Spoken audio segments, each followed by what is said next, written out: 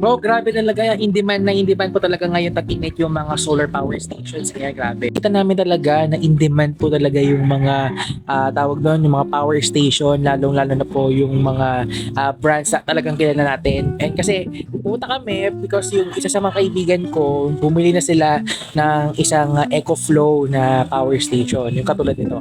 Ganitong klaseng power station. I think this is the EcoFlow River 3 Plus.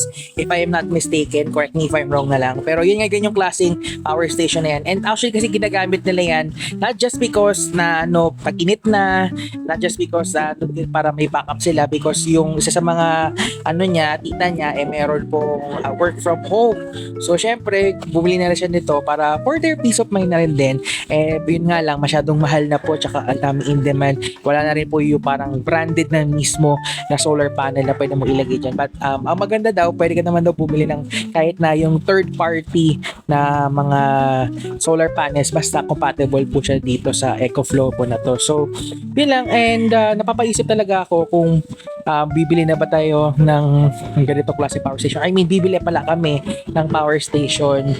Yeah, we don't know yet for sure. So, ano ba, mas magandang bumili ng mga ganito klaseng mga power stations na? Let me know.